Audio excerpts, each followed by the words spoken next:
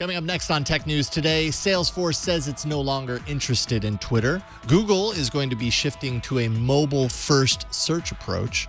Cosmo the robot invades the studio, and we'll talk about a bunch of other robots, and the ugliest shoes that you'll never wear. Up next on Tech News Today. This is Twit. Bandwidth for Tech News Today is provided by CacheFly at CACHEFLY.com.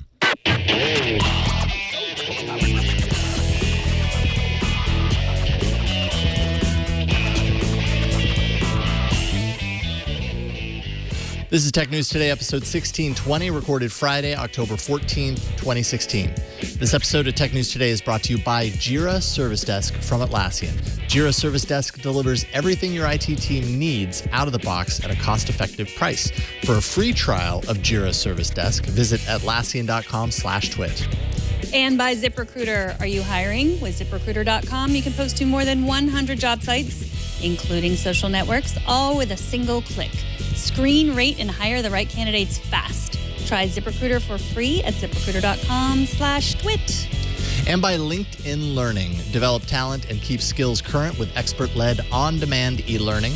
To request a demo for your organization or get a free individual trial, visit learning.linkedin.com/twit. Hello, welcome to Tech News Today. This is a show where we tell you every single thing you need to know about the world of technology. And today we are the Wally and Eve of Tech News. Eve. Wally. That's going to make sense in a little bit. It is. Because we've got like our own Wally in studio. We do. Kind of. Kind of. Does it grab trash and compact it all together and then spit it out and stuff? A little bit, yeah. Okay, a little cool. bit. So, yeah, it's exciting. You know, if you've been following the news today, you know a lot of it is not about technology. It's about other things we're not going to talk about. Hopefully not. Maybe we can make it through. We're certainly not going to start there. No. Who knows where we'll end.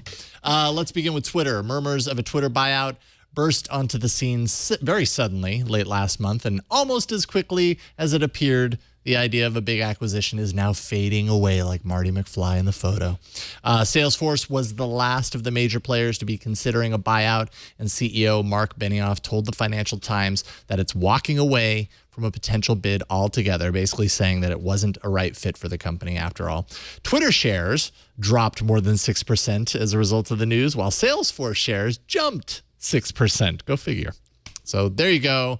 The story does not end with Salesforce swooping in and buying Twitter, which basically, I mean, all signs are kind of pointing to Twitter just business as usual, continue on. Jack Dorsey, sprinkle your magic about and see if it works. I know, like I checked Jack Dorsey's Twitter feed. I was like, has he said anything about this? He hasn't. He's tweeting about someone who's periscoping their Pokemon Go game from England, various other tweets that he's been making. But you know, and he pointed out the news that Twitter's debate audience grew as TV's debate audience slumped. I mean, not just people reading about what other people were saying on Twitter, but people watching. I mean, that's how I watched the debate. I watched it on my Apple TV, live streamed through the Twitter app. Okay. So I believe in Twitter. I believe there's a future for Twitter on their own.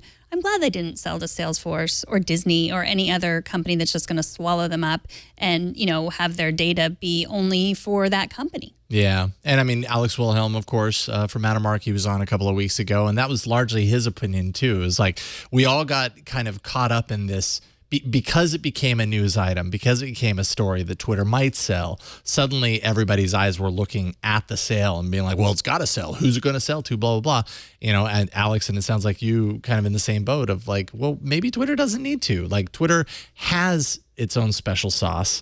It just needs to learn how to package it for consumers a little bit better. You know what I mean? Like we see the value in Twitter. I know I've seen the value in Twitter tremendously over the past month. Sometimes I can't pull myself away from it because of everything that's going on, but that's the value. That's what you get out of that particular service. Conveying that to the general consumer that isn't already a user of Twitter, that's the challenge that Jack Dorsey has in front of him. And I mean, after a year of coming back onto this, you know, onto the at the reins of Twitter as he has, I mean, there have certainly been some pretty great deals, like the deal with the NFL and kind of the video effort and everything. But I suppose it just remains to be seen on if he has any other cool rabbits to pull out of the hat. Yeah, we will see. Well, Google has told Search Engine Land that within months, the company will start offering different search results on mobile devices. The dedicated results for mobile users will be fresher and more up to date than those on the desktop. The company announced that it was experimenting with mobile-first search last year, but today confirmed that the new index is imminent. So Google will now run ranking algorithms against pure mobile sites, which will, I don't know how they're going to do that exactly because, I mean, mobile sites have different content. They have less content than the desktop. Mobile overtook the desktop for Google searches last October, so it's been about a year, and it's just becoming more and more. I mean, so many people are just, their only device is a mobile device. They are not sitting in front of a desktop. So, you know, we'll see what happens, but it is the first time, you know, you will go to your desktop and search Google and you get better, more fresh results if you went to your mobile device.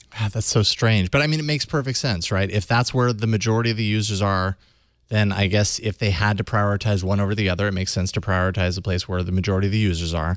I don't understand why they can't kind of be the same results, though. I guess I don't understand the mechanism behind that prevents that from being the case, you know, being staler results on the desktop versus on mobile. But it really kind of plays into Google's, you know, priority over the past couple of years, especially like, yes, mobile is very important, but it's also not just mobiles where more people are doing more of their computing versus desktop. In many places, in many countries, you know, developing parts of the world, mobile is their only computer like that. And, you know, Google has said that they're trying to reach the next billion users. So if that means taking their marquee product and creating it so that it's strongest and most effective to the people that have the computer in their pocket versus the, you know, the desktop computer. I mean, I have a computer and I have a computer in my pocket, but there are a lot of places in this world where that's the only computer they have is the one in their pocket. So it makes sense to kind of target that premier service to those people. Mm-hmm. It really does. I mean, we were just talking about Twitter, and to me, like, that's where you get the most. I mean, Google is not as up to date as Twitter is in terms of the news. You know, like, I mean, if you're talking about like breaking news, you know, Google isn't necessarily where you go anyway, you know, for that sort of thing. It's a little bit further behind than a place like Twitter. So yeah. We'll see. Which makes me think like, okay, well then there would be value in a company like Google snapping up Twitter then to kind of bring that in-house and bolster that. But apparently not, because Google has moved on. If you, like some of the internet and beyond, refuse to give up your Samsung Galaxy Note 7 in light of its unprecedented recall, as you know, an author at Mashable did and wrote about it, and a lot of people were, you know, kind of taking him to task for that. Maybe this next bit of news will convince you differently. The U.S. Department of Transportation has officially placed a full ban on the Note 7 that prohibits it from being on flights, both as carry-on and inside checked luggage underneath. Those who attempt to do so will face a fine at the very least, but criminal prosecution is possible depending on the circumstances. And I mean, basically, in other words, this means that things are going to get really inconvenient for stubborn Note 7 owners, which begs the question, is it really worth holding on to anymore?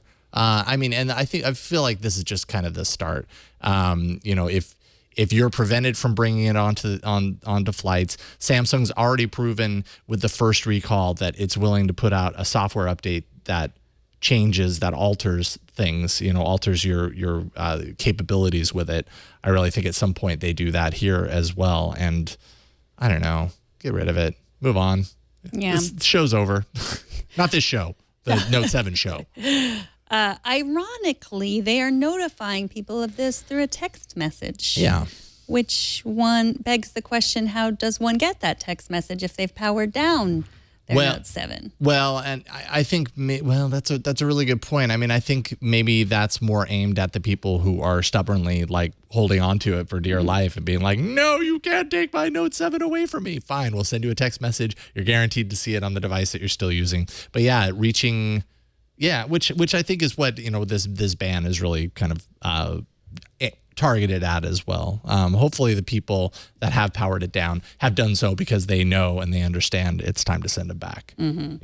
Well, yeah, I mean, so they're going to confiscate them. It's like, what are they going to do with them? I imagine, you know, when you drink that water, like you get that water bottle and you buy it and you're like, oh, I forgot to drink it, and they just throw it in the trash. I know, they're going to put it in a bomb box. Yes. Maybe Samsung is going to arm the TSA with all of those boxes that they've been sending to people to ship them back with. And then that's like one step closer. Right. Cool. Just drop it in there, throw it in the mail, and we got another one. We joke, but like the environmental impact of this Oh, I know, it's is horrible. devastating because, they say we're not going to do anything with them. We're not going to repurpose them. We're going to recycle them. And everyone knows that's not like a can. It's not, like if you have a can of soda, it's going to get recycled. We've all seen it. It gets squashed up. It gets made into something else. It's, very easy, but that is not what they can do with phones, any phones. And so, the only thing that you can take heart in our like constant upgrade is like, well, I used it. I got a lot of great use out of it.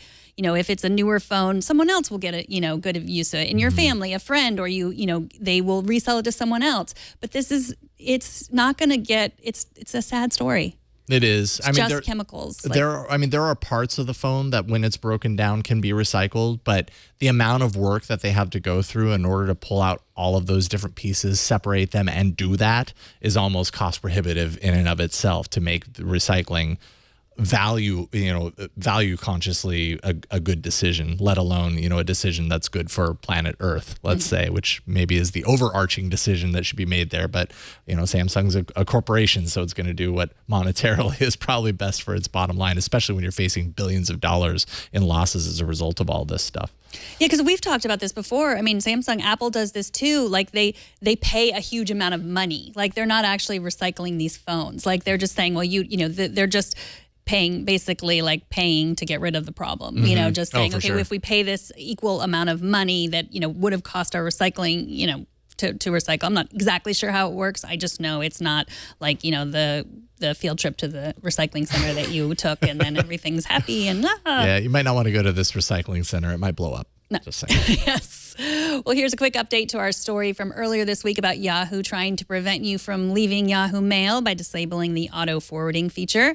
Auto-forwarding has now been re-enabled in Yahoo Mail. On a Tumblr post, the company explains that they temporarily disabled the feature to upgrade it. In other Yahoo news, the embattled company will release quarterly earnings on Tuesday, but they are not interested in talking about them. Yahoo and most public companies usually hold a conference call with analysts after releasing earnings. Sometimes they stream it. It's amazing, kind of like a U2 concert. But this time, Yahoo said in the statement that they will not hold the call, quote, due to the pending transaction with Verizon. That makes sense. This is kind of what can happen when a deal like this is right around the corner. And I'm sure, it's just been bit after bit of bad news for Yahoo. So maybe one less platform to have to talk about it, is probably going to give them a little bit of a break. I don't know if that factors into it at all. But as far as forwarding your mail, pretty easy to find once I kind of looked into it, because initially when I heard this story was going on, I logged in and I was trying to find it. I couldn't figure it out. In settings, accounts, and then you have to actually click on the primary Yahoo account. And I for some reason, my eyes just didn't see that. And there's an access your Yahoo Mail elsewhere, and that'll allow you to kind of forward out. And the feature is there. I didn't have it active ever, so it's there for me now. So I imagine everybody can do that. Another thing that you might want to do if you're considering switching mail services, by the way, in Gmail, for example, and I'm sure that it's this way in all sorts of other webmail, you can actually go in there and go into the settings and import from an account. And so, like if you've been using your Yahoo Mail for years, you've got, hundreds of thousands of emails in there or whatever, closing the account might not be an option because you don't want to, not have access to those emails anymore. You can go into the settings of your mail app or your mail service and actually import those in bulk, and it'll bring those into your Gmail storage, for example, and make it all searchable in Gmail and everything. So maybe do that before you close your Yahoo Mail account, if that's what you're thinking about doing. Bots are all the rage, so much so even the White House has been getting in on the action by open sourcing, in today's bit of news, the code for President Obama's bot for Facebook Messenger that was released in August. The Drupal code can be found on GitHub, and its release is intended to enable other government agencies, local agencies, that sort of thing, to use the boilerplate code to launch their own digital bots and make them even more accessible to the online community. I guess Obama's bot has received 1.5 million messages since its launch only in August. And there are a number of ways to, contact your local representatives and all that kind of stuff. So there should be a digital way, and I suppose in the form of a bot, there you go. So I went to Facebook Messenger and I was like, oh, I'm gonna try this. And then I was like, what could I say to President Obama? Like, I have nothing. And it was this moment of like, I had the feeling like he was actually going to read my message. And he reads 10 of them a day, which is impressive. So chances that he would read my message are very slim. But the idea that he might, I was like, oh, I need to prepare for this, even if it is just a bot, which it probably is. But I think this is, I looked into it and I was like, well, we should do this at Twit. We should use this code. But I think it's designed for governments. Yeah. And we are not a government yet. No. And as far as I know, we're not working on trying to become one. I mean, you might not be, but oh, okay. I see. I'm not privy to every single thing that goes on in this place. So I learn something new every day. And I guess Clinton has released a few bots earlier this week. It's possible that Trump has too. Yeah, I looked in Messenger. Well, you go into Messenger and then I searched for Donald Trump and it was just his public Facebook page that I guess you can message. And I thought about that too. And there was nothing nice I wanted to say to him either. So I decided not to say anything at all. That's probably a good approach. Coming up, robots do the darndest things. We haven't had that segment in a while, so we're going to do that today. But first, let's take a minute to thank Jira Service Desk from Atlassian. They're the sponsor of this episode. If you're tired of clunky support tools that are a pain to use, well, be tired of that no more. You can modernize IT support with Jira Service Desk from Atlassian. Jira Service Desk is new service management software. IT teams are going to love to use it. Built on the Jira platform, Jira Service Desk delivers everything your IT team needs out of the box at a cost-effective price. Jira Service Desk lets you give customers an easy way to ask for help. You can help your agents be productive, from putting out fires to helping employees get stuff done. You can stay on top of service-level agreements with dynamic queues and mobile alerts. You can automate repetitive tasks so that your agents can focus on solving the important stuff. Jira Service Desk is simple to set up and so affordable, you won't even need your boss's approval. Our engineering department at Twit uses Jira Service Desk in 2 different ways. For projects, they keep track of the state of the project and the tasks that are assigned to each project as it moves from concept, implementation, and then to tweaking the final product. And for general engineering tasks, they take advantage of Jira Service Desk's customization to track all kinds of engineering tasks and the progress made by assignees. For a free trial of Jira Service Desk, visit Atlassian.com/twit. The first 100 signups will receive a free t-shirt. You can see why over 20,000 IT teams love Jira Service Desk by trying it free today. All you have to do is go to Atlassian.com/twit, and we thank them for their support. All right, we've got the robots. They seem to be taking over, basically. They're taking over the studio especially, and we've got a really awesome robot to show off here in the studio. But before we show you that, why don't we take a look at 3 other robots that, kind of whet your appetite. I kind of found a few things on the internet that are kind of neat. First, the Morrone. This is a Japanese competitor to the iRobot Roomba. So basically, its purpose is to clean your floors, but instead of looking like a tech device, it looks like a giant pink cotton ball. It's made of microfibers. It basically just kind of rolls around your floors very haphazardly, as far as I can tell. It beeps, it boops. So you're going to kind of love it like it's a pet, even though it's cleaning your floors. It's not cleaning your floors, it Jason. I should put air quotes around that because it doesn't look like it's cleaning anything. No. Have you ever cleaned floors? That thing is not cleaning floors. You don't just dance lightly over the top of the floors and voila. But it does look kind of neat, kind of. It is really cute. And it's only $40, so why not? Right? As long as we're talking about how we've already ruined the environment with the Samsung S7 Note. Even I call it the S7. Samsung Note 7. So buy yourself a $40 piece of entertainment for 15 minutes. Sure. It's like a pink, furry, large softball that just kind of runs into things. Yeah, no, this isn't cleaning anything. If it's being marketed as a floor cleaner, I think that's wrong. This is great if you have a cat, I would say, because I think cats would go nuts over this because it just kind of runs around and, oh man. Or a baby. Yeah, if it would stay near the baby, because the baby can't chase it as well as like a cat could. Right. But it's not, so it doesn't have any sensors or anything. So it's not doing anything smart whatsoever. So I don't know. Maybe it doesn't even qualify as a robot, but still it was adorable and worth talking about, I suppose. Next, the more intentional robot that's going to mow your lawn for you. It might even rake your leaves, might even plow the snow out of your driveway. It can do all of these things with attachments. This robot is called Kobe. It's a pricey one. It's $39.99, $3,999. But it's a workhorse in the yard, basically. It's fully autonomous. You just have to train it on the boundaries of your yard. So the artificial intelligence inside learns what it needs to know in advance. And then you can put up a couple of beacons on the property that's going to keep it from, moving out into traffic, because wouldn't that be scary?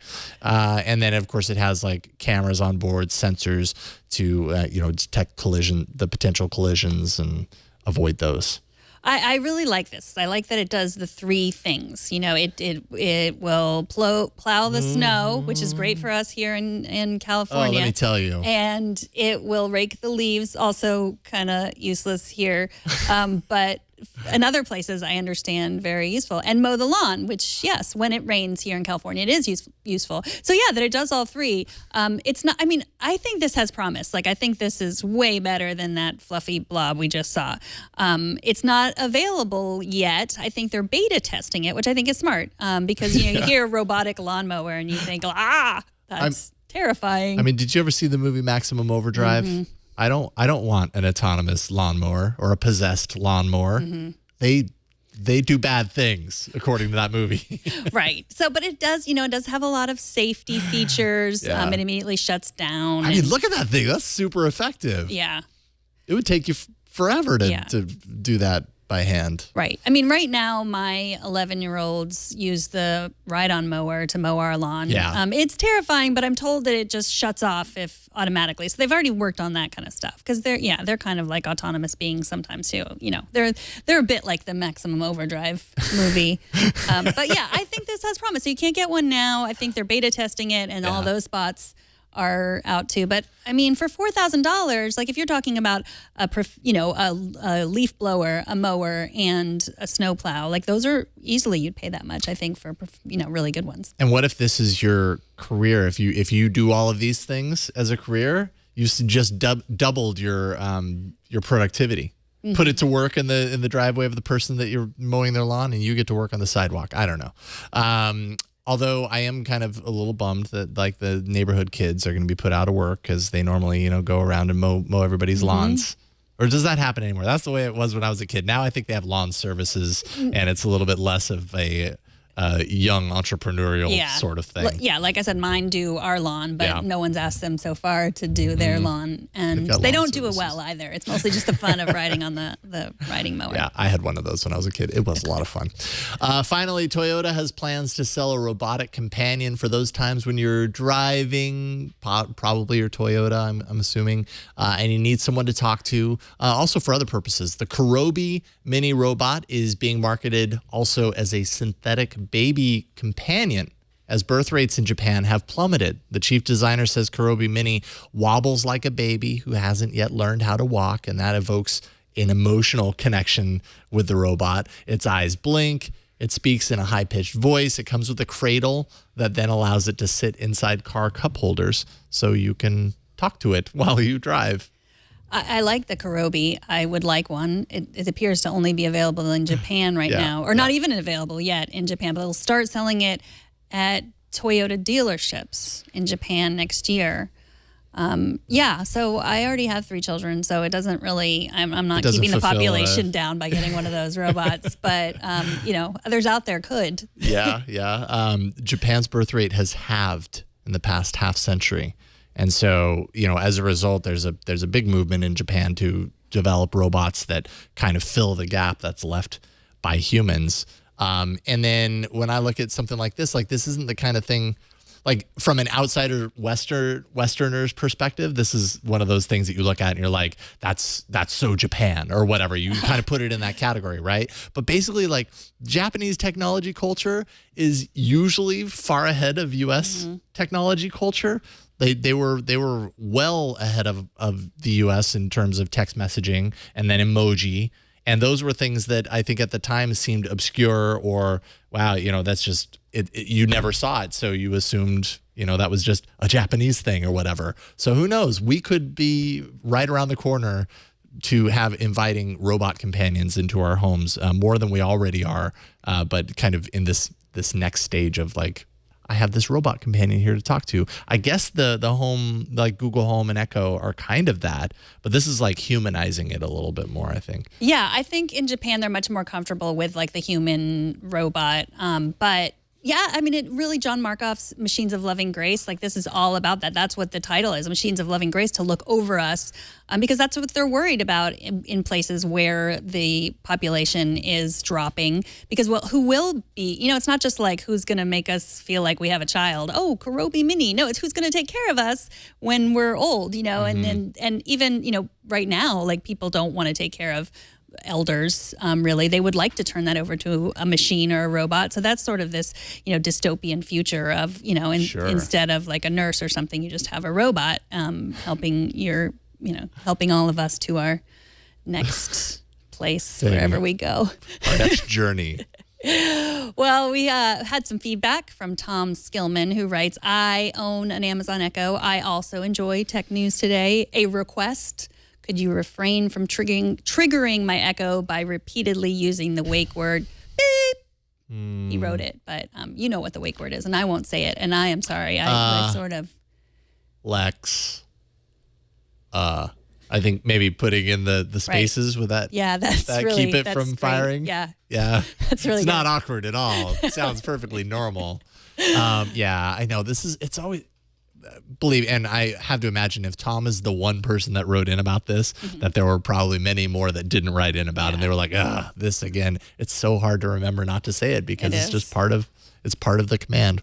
And especially, because your wake word might be Amazon and your wake word might be Echo. Right. And so are we going to take those words out? I mean, this is a free speech issue, people.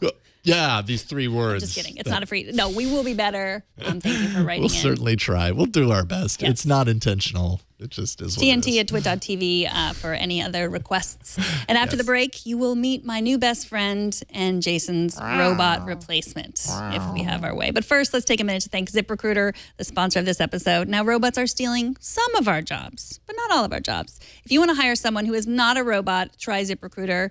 Posting jobs in one place is not enough to find quality candidates. If you want to find the perfect hire, you need to post your job on all the top job sites. And now you can with ZipRecruiter.com. You can post to more than 100 job boards, including social media networks like Facebook and Twitter, all with a single click. Just post once and watch your candidates roll into ZipRecruiter's easy-to-use interface. Search by skills, location, work experience, and more. ZipRecruiter's advanced matching technology delivers the most relevant candidates based on your criteria. ZipRecruiter offers optimized pages that look great on any screen. Add their unique mobile apply process for more visitors and applicants. You can find candidates in any city or industry nationwide. No more juggling emails or calls to your office. You can add multiple users to your account. So you can find out today why ZipRecruiter has been used by over 1 million businesses and is trusted by hundreds of Fortune 500 companies. More than 125 million candidate applications have been delivered. So whether you're hiring now or you plan to hire in the near future, check out their blog for recruiting tips and hiring resources. Right now, you can post jobs on ZipRecruiter for free by going to ZipRecruiter.com/twit. ZipRecruiter is the fastest way to hire great people. Go to ZipRecruiter.com/twit, and we thank ZipRecruiter for their support of Tech News Today. So my children are big fans of the tiny Anki race cars that you control with an app. Leo reviewed them back in 2014. Really cool. They are. So a few months ago, I heard about the Anki robot called Cosmo that was coming out. I think we talked about it on this show. It's designed by animators at Pixar and DreamWorks. I pre-ordered it. It came yesterday. The app was not released until today. So now we have it and we can show him off. Here he is, the Cosmo robot. There he is. He comes in this box. Hi, Cosmo. Isn't he cute? He's smaller than you would expect. And you know, every time you were talking about him, I was like, I don't want you to oversell it because he's very small, but he's special. So here, fits where's in the palm of your hand, place right? to put him so you can see him. Yeah, he fits in the palm of my hand. Okay. All Here right. he is, Anki. And you use an app. So here, I'll put him. Where's the best place? Right here. So basically, you had to connect with Yes. Cosmo via Wi-Fi to your Wi-Fi. smartphone directly. Oh, okay. Oh, my goodness. Don't fall off, Cosmo. So it does no edges, but it also did fall off earlier. I heard that. It was tragic But it just kind of got itself up and dusted itself off and moved along. So what exactly can Cosmo do other than be really cute and sound a lot like Disney robots? They're it can learn different skills, and you play different games, and then it learns from you, and you teach it things. So there's image recognition on board. So when you look at Cosmo, it will recognize your face and say your name? Cosmo already knows you, recognizes you as Jason. Well, hi. It took him a while to recognize me. So look at him again and say hi. See if he'll say your name. Hi, Cosmo. Oh, whoa, he totally said it. Nice. Hey, so now what do I do? You want to go play? Come on, let's play fetch. I'll throw a how about brick for keep you or away? something. Keep away? Uh-huh, yeah, Okay. Here.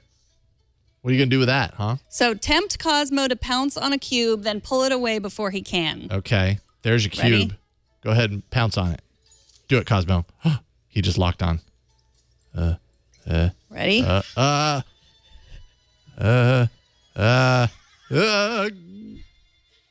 Is he going to go for it? Is it? He beat you. So he has to lunge for it, and then I take it? Oh, God. Dang it. Okay, all right, fine, Cosmo. You're faster than me. Whatever. Also plays the quick tap game, and Cool. then everything else I haven't unlocked yet. Okay, so how much is Cosmo? $170. $170 and learns things over time. I mean, how expansive is the kind of like knowledge set? I'm not sure yet, but I think that it's growing. So there's a lot of like coming soon. This was the first Inside day it was the app. launched. Right. Yes, and I should say it's 170. That's what I paid with tax. And I don't know if I paid shipping, so it might be a little bit less without tax and shipping. But I know that my bill was $170. Don't fall off the side, Cosmo. You're dangerously close to the edge here, buddy. That way. That way. That way. The music it can get a little bit Hi. annoying. Said my name again. It did. I'm slowly falling in love with Cosmo. Okay. I think that's the point. Yeah. Apparently. So, I mean, obviously, this is like right about the right time to start pushing out things that you want to be a crazy hit at the holidays. Right. Exactly. Can you only buy this online, or how did you buy it? Yeah, I pre-ordered it online. So then, yeah, you can buy it online. I don't know if it's in stores yet. That's a really good question. But, I think they're really missing out on a viral marketing opportunity because the app, when you're using it, the app always has to be on.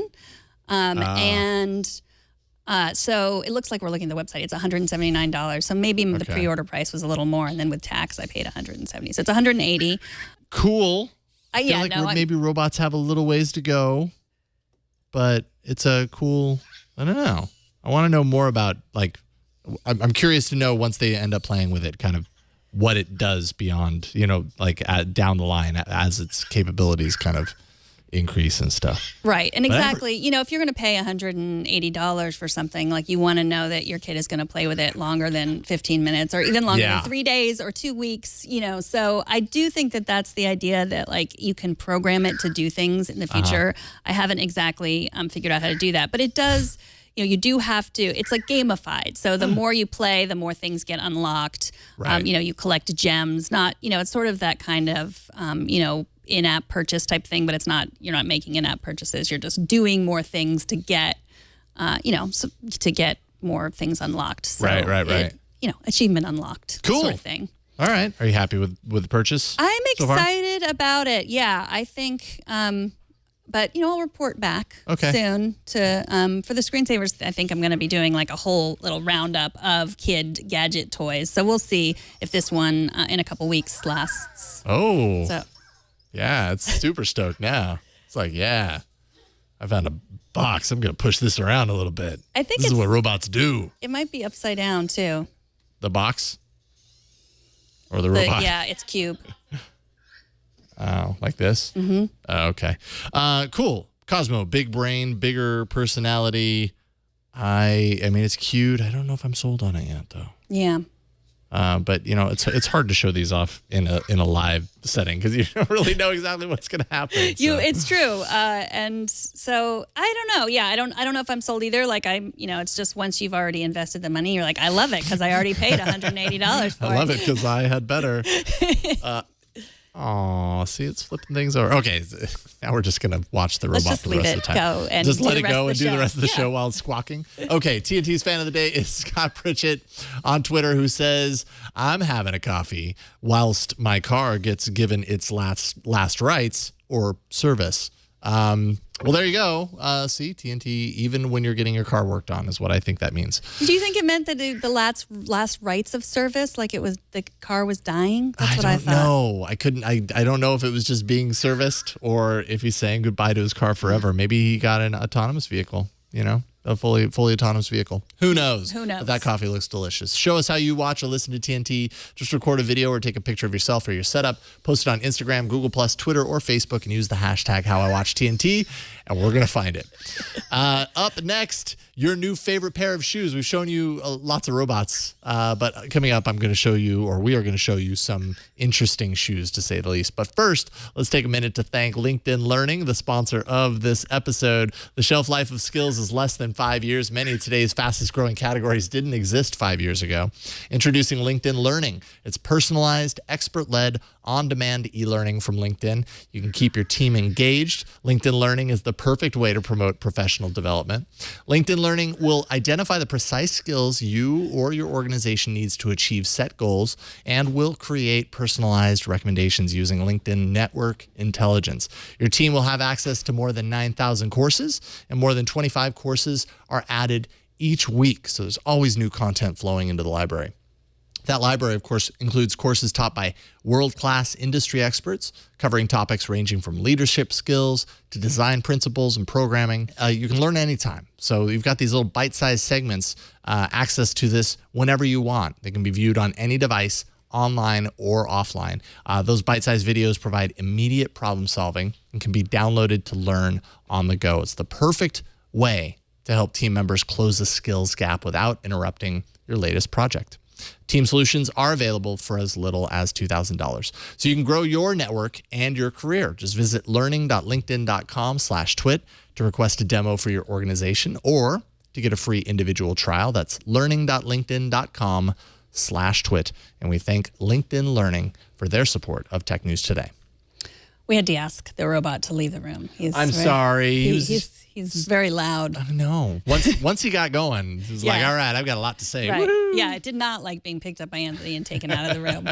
But we'll see him again. Yeah. So if you want to feel like you're always flying first class, you might consider bidding on the world's only Virgin America first class shoe. It's inspired by Virgin America first class amenities. The shoes have Wi-Fi, mood lighting, first class leather, a video display, and up to 3 hours of battery life. Also has a built-in phone charger, but you cannot wear them while carrying a Galaxy Note 7. Do not do that because, it's... For obvious reasons. This is the only pair that's available. It's a one-time auction. The proceeds will be donated to Souls for Souls. That's a charity that donates shoes and clothing to people in need. The current high bid is $1,451. Who am I to throw stones at something that's for charity? But dang, those shoes are ugly. I don't know. I'm so far removed from the kids these days and their style. That's what I was thinking. I was like, either high fashion has passed me, like it has officially passed me by, or I don't know. But like, no, thank you. Yeah. So what? I don't understand. I just don't get it. Yeah, I think it's it's a charity / advertisement for first class Virgin America. But yeah, it's fine. I mean, I would consider them except for the seatbelts. Because the buckles. Aren't we due for like a redesign of the airplane seatbelt buckle? Like, isn't that the ugliest thing? Like I guess it works. I mean, it works on the airplane. Right. I'm not sure it works on a shoe. No. Maybe it works as a belt buckle. I've seen similar things, or like you've seen the people with the bags and they buckle right here with like a seatbelt buckle. Yeah.